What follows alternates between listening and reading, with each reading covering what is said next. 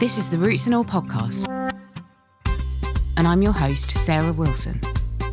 Join me as I talk about all aspects of gardening with some of the top horticulturists from around the world. Hello and welcome to this week's episode of Roots and All, where my guest is garden designer, TV personality and trustee of the Gardening with Disabilities Trust, Mark Lane. Mark talks about the various types of challenges people can face that might impede their activity in the garden, and how gardens and gardening can be adapted to enable people to carry on with these activities. He gives some excellent practical advice for anyone who may need to adapt horticulture to suit their own needs or those of others. Mark starts by talking about his background in gardening and how he became involved in the Gardening with Disabilities Trust. So I'm a trustee for Gardening with Disabilities Trust. It's a very small charity. It's all voluntary led. There's a very small executive committee, again, all volunteers, but we give out small grants for people who may have been injured or have a disability. They may have been into gardening before, or they're new to gardening. And these small little grants help out by sort of paying for some raised beds, maybe a small greenhouse, plants, seeds. It really can be anything, but it's not a huge amount. So it's not one of those charities which gives out, tens of thousands of pounds. These are small grants, but they really do make a difference. And it was set up in 1968 by an incredible woman called Mrs. Peggy Kinsey. And she knew the importance of horticultural therapy. And she just wanted people to get outside into the fresh air, be a little bit active. And as she said, she really wanted people to get the soil underneath their fingernails. And as a gardener myself, I know exactly what that means and what that feels like. So I got into gardening from a very young age. My grandparents used to have large gardens, and I followed my paternal grandfather around their large garden. And he had a big veggie patch right at the back. And he taught me how to care for the soil, what plants to grow, how to grow stuff from seed, how to tie in plants, how to prune plants. And then my paternal grandmother, she was a flower arranger. So she taught me about colour, form, texture, and how to put them all together. And then on my mother's side, the garden was just full of roses. And as kids, all we ever wanted to do was go out and play in the garden. But she used to get us picking up all of the leaves that got black spot on them, squishing the aphids between our fingernails. And I actually grew up in an apartment in Hove, just outside of Brighton. And we had these communal gardens. And they weren't particularly large. There were only 10 flats in total. But most of it was lawn or shrubs. And there was one bed, and it was a circular bed, and it had a single bush rose right in the centre. It was bright yellow. I remember to this day. And I remember saying to my mum, I must have only been about probably 7 or 8. Can we go down and maybe plant something? Could we put something in that bed? And if so, what is it that we could actually plant?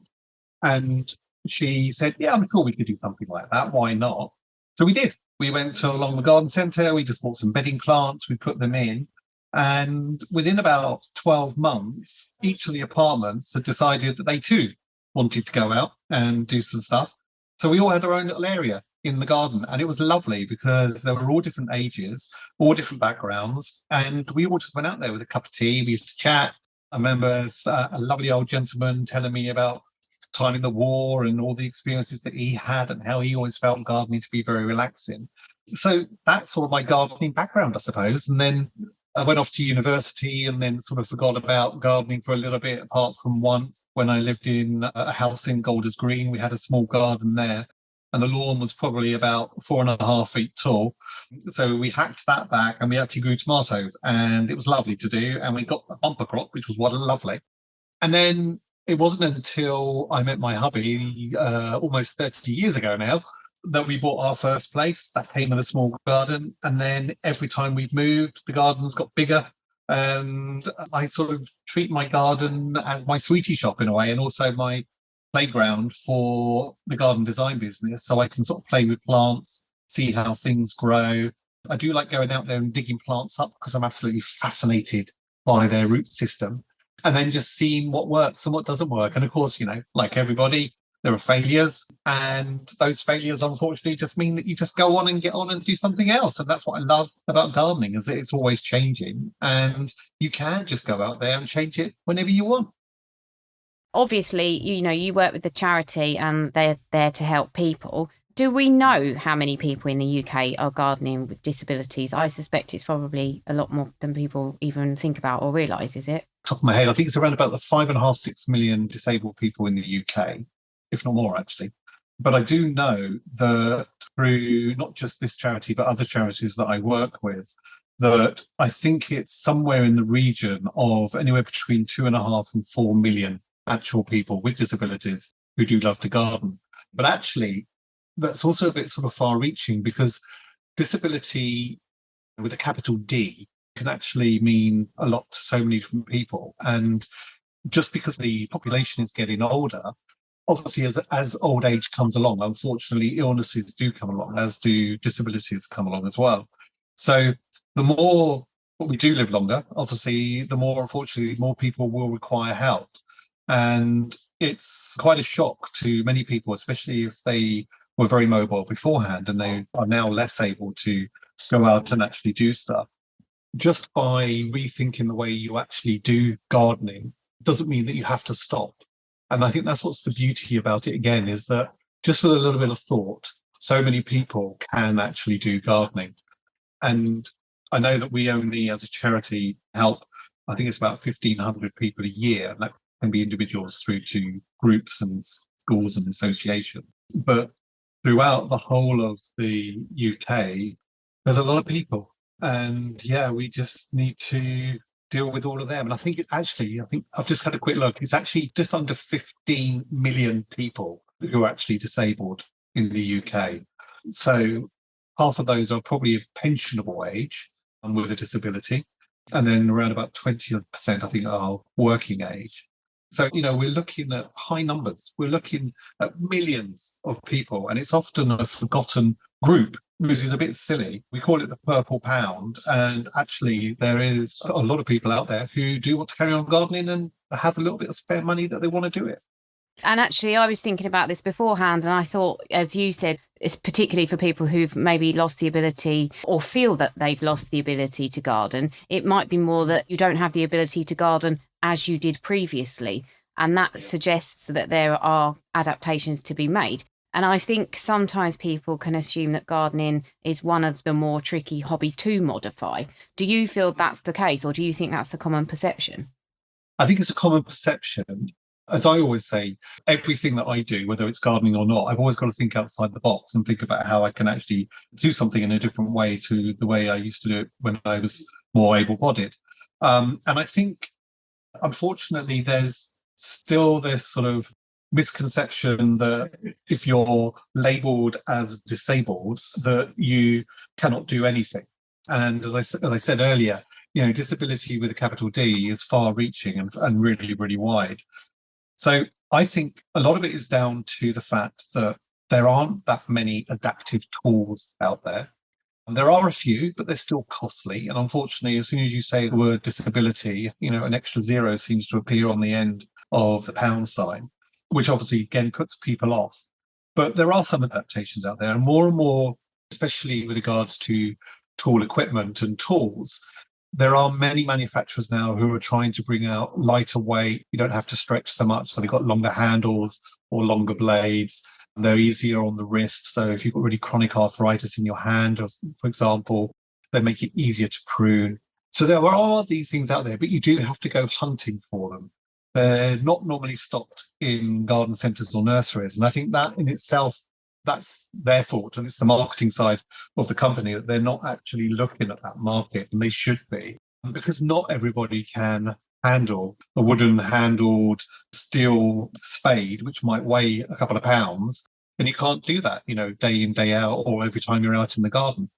I personally have sort of tried to approach it from the point of view that I always assess what it is that I can do in the house. So that might be, how far can I twist my body? How far can I reach?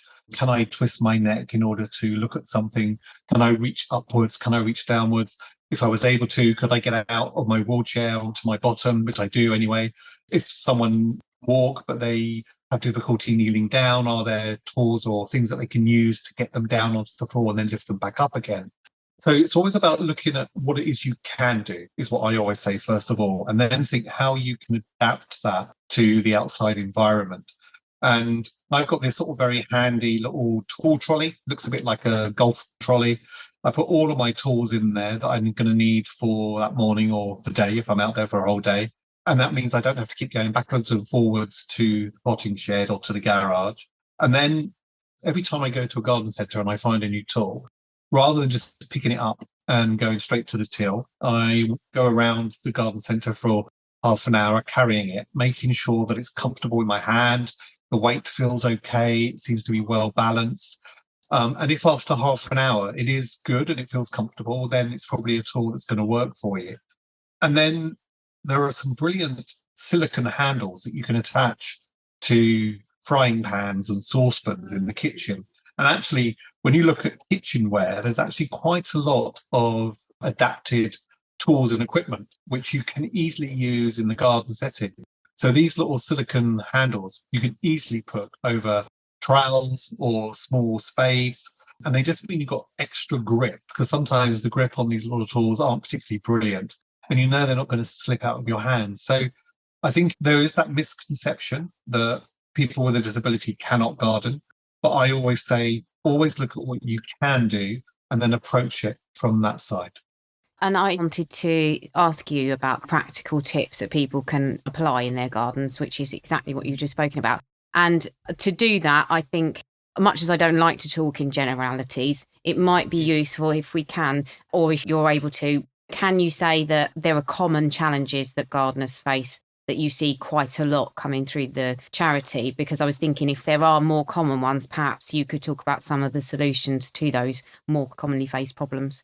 Of course, I mean, one of the biggest problems is obviously if you're working in the ground, that ground can be several feet away from you. And that isn't always the most comfortable position to be in if you're standing. If you're in a wheelchair or you use a frame, then obviously using tools to try and dig in the ground isn't always that easy. So we do see at the charity actually quite a lot of requests for raised beds, but also raised tables. And I would actually urge people, if they are less mobile and they find it more comfortable to sit down to garden, to actually go for raised tables and mangers rather than raised beds. And the reason for that is a raised bed has just a flat side. And if you're sitting, A, you can't get your knees under, but B, if you've got a tight back or you can't twist for whatever reason, you can't really garden in the whole of that raised bed. So that's where a raised table comes in so much better, because you can get your knees under, you're working directly in front of you. And obviously you can get raised tables and mangers where it has a deeper bit towards the back, so you can still grow sort of nice long tap-rooted plants as well that can go in the back. And then sort of towards the front, your sort of your lettuces and sort of perennials that don't need a lot of soil at the front.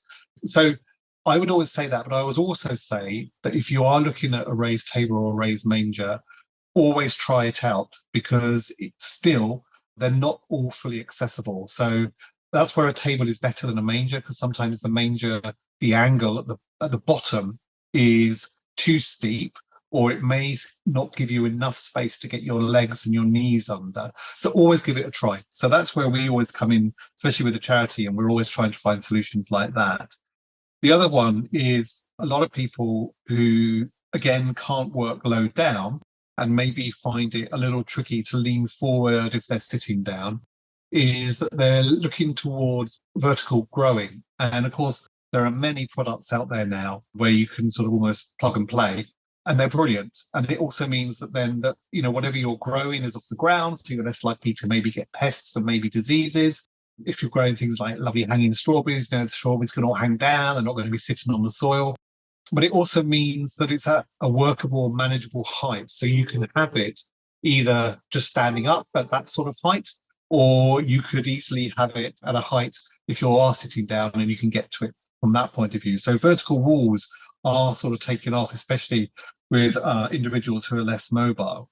The other thing that we normally find is that a lot of people do want to grow their own produce or their own flowers from seed, and they sort of require a cold frame or maybe a very small greenhouse and maybe the odd tool here and there and maybe some seed trays as well.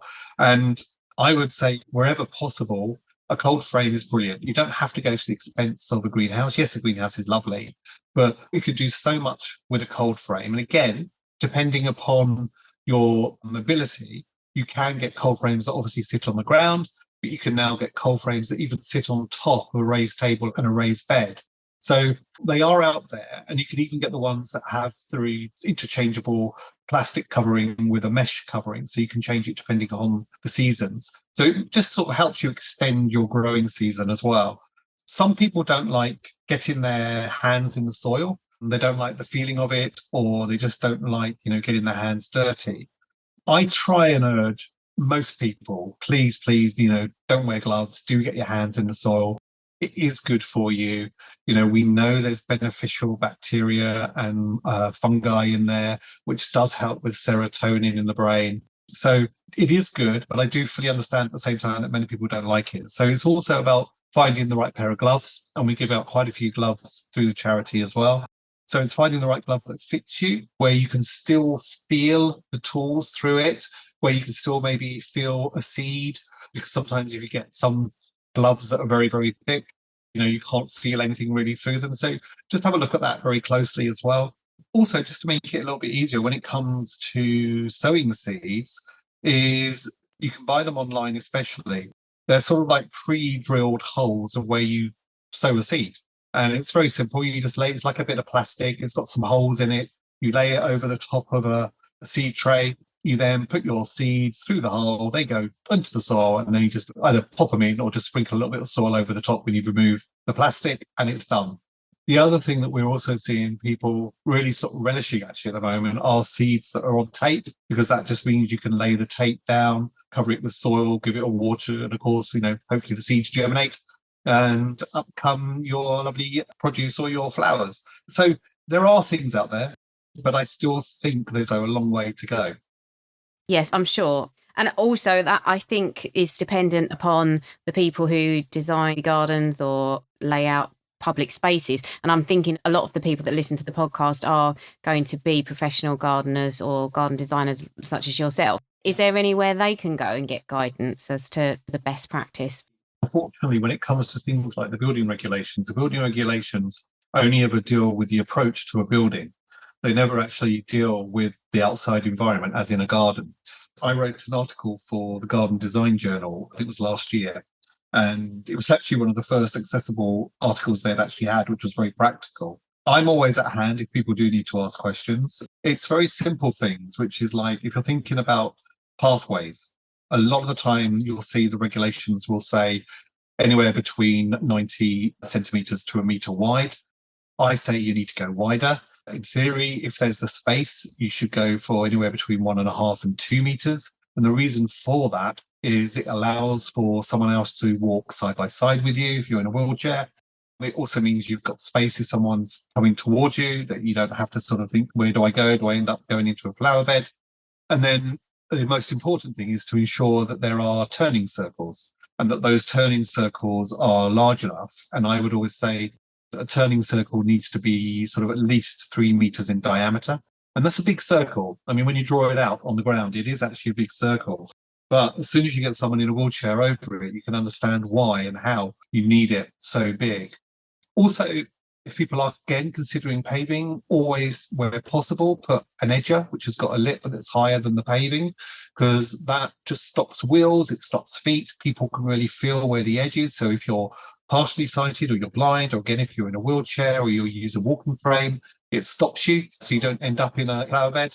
Also think about the material. So you can look online, especially if you sort of type in pendulum test paving, and it's where all of the paving manufacturers, they have this pendulum. It's got like a little weight at the end and a sort of bit of grip, and it swings back and forth, and it tells them how slippery a surface actually is. And they're really good to just like sort of gen up on, because it's quite surprising. And you might think that sometimes resin-bound gravel is absolutely ideal, but resin-bound gravel is brilliant because it doesn't move. But when it gets wet, it can be quite slippery. So resin bonded, although it's not sort of surrounded by the resin, is sometimes better because it actually gives you better grip. And actually, a lot of National Trust places are now going for resin bonded rather than resin bound because of that reason. Also think about the colour when it comes to paving, purely because you don't want anything that's going to be really bright and reflective. And then that sort of ties in with lighting. So many times I see gardens being designed and, bollard lights are going in. And all that light is just directly at someone's height who's in a wheelchair, for example, and it just blinds you. So I always say, well, if you can, try and flood a path from down low. That way you can see the path, you don't see the light source. And obviously, yes, you still want lighting for, being able to do tasks in the garden, also for uplighting, for mood, etc. But just think about that sort of light source and see, is it going to blind anyone from any particular angle? There are regulations also about the overhang of trees, how high it should be. So around about sort of 2.2, 2.4 meters. That's again dependent upon obviously an individual's height. So if you know you're designing for a particular client or you're gardening and you're a particular height, obviously work to a height that's comfortable for you and just make sure that things don't dangle down in front of you so you're going to be constantly banging your head on them. Also things like the textures. So when it comes to handrails are brilliant around a garden for many reasons. But obviously, if you imagine a metal handrail, that can get extremely cold and freezing cold, especially in the winter time. So that's going to put a lot of people from touching it, which is obviously against the whole idea of using a handrail. So that's where wood is really good. And even composite handrails are really good because they are warmer to the touch. They also have a better grip to them as well. When it comes to steps and ramps, the guidelines will say go for a 1 in 12 ramp. I say go for a 1 in 15, or if possible, a 1 in 20, because that means you've got less of a slope. It's not going to be so difficult. 1 in 12 is doable, but as soon as you put, say, I don't know, a bag on your back or a bag on your side, which could easily tip you backwards, going up a 1 in 12 ramp is actually quite tricky. Steps, always try and leave the risers as low as possible. So, again, regulations will say probably 12 to 15 centimeters. I say if you can, do them sort of 8 to 10. But again, have a look, see, again, this is about going back to checking your own body and what it is you can do. So if you've got really bad arthritis, let's say in your ankles, and you find it very difficult to lift your ankles, then maybe a ramp will be better for you. But sometimes a ramp can be very tricky coming down, especially if you've got really bad chronic arthritis in your ankles, because it's that angle. It's just a very difficult thing to do. So again, steps might be better, but just a much lower riser. And of course, handrails on both sides of the steps and not just on one side. So there are some regulations out there. The DDA, the Disability Discrimination Act, there are a few books out there which have been written, which again are primarily to do with the indoor environment. But you can look at them and you can sort of see what height a handrail should be, what sort of thickness the handrail should be, what the overhang of the handrail should be. And you can just adapt that and use that outside. So again, it's been that sort of a little bit adaptable and looking to see what is currently there and trying to make it work in your space. So when are you releasing your book, Mark, on this? A lot of people do keep asking me that. And I actually have been talking with the guys who create the building regs to say, look, come on, we should be doing something about this. I think it's something I do want to do, but I think there's something holding me back at the moment. I'm not quite entirely sure what it is, but I think it's mainly because there are a few very good examples of good design, and I call that really good inclusive design. But there are others which say they're designed with accessibility in mind, and you look at them and unfortunately can pick them apart. And I think that would actually be quite handy. I think seeing projects that work and don't work would be good. So maybe, put it this way, I'm not writing one yet, but maybe it's probably on the cards. I imagine so anyway. There is a dearth of information, I think, sadly. Yeah. It is tricky to find information if you're trying to design a site, I've found in experience. So anything like that would be really useful. That's been fantastic. So many good tips there. Is there anywhere else that you'd like to direct people to? How can they help with the Gardening with Disabilities Trust if they want to? Can they go to the website? Where can they find out more? Of course. So if you go to gardeningwithdisabilitiestrust.org.uk, we'll take you through to the main page. There's a lovely big green button on there if you want to help with a donation. But you can also go on there and it tells you the whole process. If you are looking to get a small grant from the charity, you don't have to pay it back. It is money that's just given to you for your garden. We do check to make sure that the money has been used for the reasons that it's done. That's where the executive committee come in. So go to that site. It's brilliant. I would also say go to Thrive site as well, which is thrive.org.uk. They're very much about social and therapeutic horticulture. They've got a section also on disabled gardening, as well as adaptive tools, which I've helped write for them. So that's also a really good one to go for. And also, it sounds rather bizarre, but the Landscape Institute do actually have some very good notes or documents or articles on accessibility and disability and inclusive design. The Landscape Institute is actually very good from that point of view. I would say also, do use the internet. If you do type in inclusive design, that's an American term, but it is actually really, really good to actually understand from their point of view, because I don't know what it is, but the Americans seem to have picked up on the whole notion a lot earlier than we ever did. So if you type in inclusive design, then you'll actually find a little bit more information on it rather than just searching for accessible design. Thank you very much to Mark for taking part in this interview, and thank you to you for listening as always. And if you need advice or guidance or would like to support the Gardening with Disabilities Trust, there are links in the show notes. Next up is Dr. Ian Bedford, with a rework of a segment he did previously, which includes the bug with potentially the most comedic common name in existence.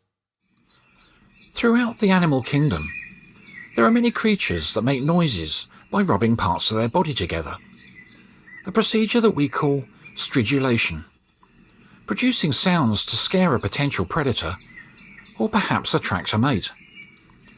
And whilst this includes species of fish, snakes and spiders, by far the greatest number of stridulators are found within the insect world, with crickets and grasshoppers probably the most well known.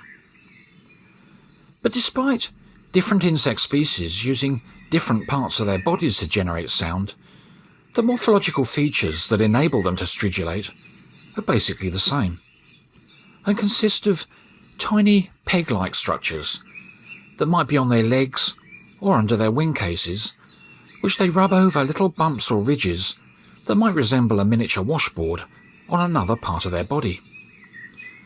And because of the different shapes and rigidity of these structures, the resultant chirps, rasps and trills will be unique for the different species, essential when signalling their presence to a potential mate above the cacophony of sounds from within a wildlife-rich natural habitat. And with grasshoppers and crickets, their stridulations are so unique that even a well-trained human ear can differentiate the species. But this story of stridulating insects wouldn't be complete without mentioning the truly remarkable ability of a tiny aquatic hemipteran bug called Micronecta schultzii, a species of lesser water boatman that's just 2 millimeters in length and inhabits ponds and streams throughout southern Britain. Because the male of this minuscule little water bug is recorded as being the loudest animal on Earth relative to its size, stridulating so intensely that it can generate up to 99.2 decibels, equivalent to the noise from a full symphonic orchestra. And despite 99% of the noise being muted underwater, its song can still be heard from the riverbank. So how does this tiny creature achieve this? Well, just like the other stridulators, it rubs two parts of its body together. One being its abdomen, with rows of sound-enhancing ridges, and the other being a little appendage, less than half the width of a human hair, which rather amusingly has resulted in this little water boatman becoming known as the singing penis. You can download or listen to the podcast direct from the website rootsandall.co.uk. Please also check out my Patreon, where you can make a one-off donation or take out a monthly subscription to help support the podcast. Because if you enjoy the show, please help it continue. I also have a GoFundMe where you can make a one-off donation. Even a one-off donation of £1 helps, and I'll be really grateful for your support. So please go to Patreon or GoFundMe and search for Roots and All Podcast.